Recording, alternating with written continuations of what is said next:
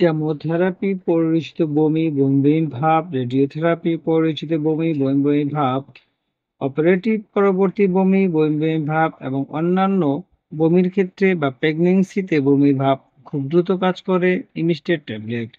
আসসালামু আলাইকুম, Shams medicine tips আপনাদের সবাইকে স্বাগতম। আমি আবারও চলে আসলাম আপনাদের মাঝে নতুন একটি টপিকস নিয়ে।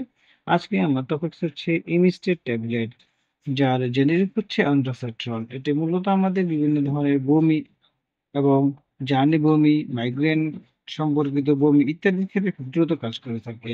সুতরাং টপিকসটি শুরু করার পূর্বে আপনাদের কাছে আমার অনুরোধ, প্লিজ চ্যানেলটি সাবস্ক্রাইব করুন এবং ভিডিওটি আপনার টাইমলাইন থেকে শেয়ার করে দিন। এর ফলে হয়তোবা আপনি উপকৃত হতে পারেন অথবা আপনার প্রিয় মানুষগুলোর উপকারে আসতে পারে। যারা অলরেডি আমার চ্যানেলটি সাবস্ক্রাইব করেছেন তাদেরকে জানাই অসংখ্য ধন্যবাদ। চলুন আমরা চলে যাই আমাদের মেইন টপিকসে। ইনস্টেড হলো একটি প্রেসক্রিপশন ঔষধ যার মধ্যে রয়েছে অন্ডারসেট্রন, যা বমি বমি ভাব, বমি প্রতিরোধ চিকিৎসার জন্য ব্যাপকভাবে ব্যবহৃত হয়।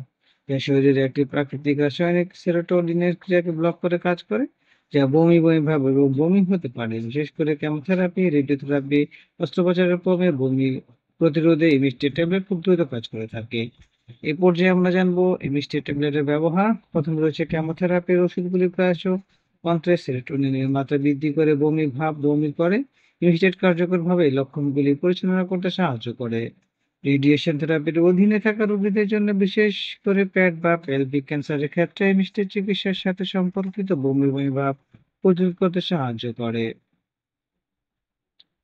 অপারেটিভ পরবর্তী বমি বমি এবং বমি ভাব, অস্ত্রোপচারের পরে বমি বমি ভাব ও বমি পরিচালনা করার জন্য, বিশেষ করে সাধারণ অ্যানেস্থেসিয়া অধীনে ইমিডিয়েট ট্যাবলেট ব্যবহার করা হয়।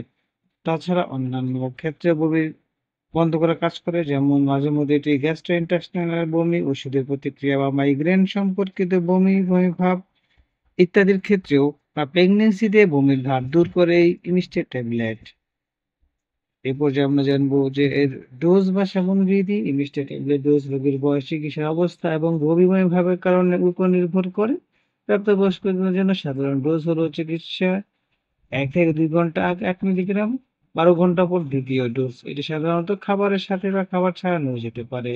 তবে রোগীর ডোজ এবং সময়কাল সম্পর্কে তাদের ডাক্তারের প্রেসক্রিপশন কঠোরভাবে অনুসরণ করা উচিত।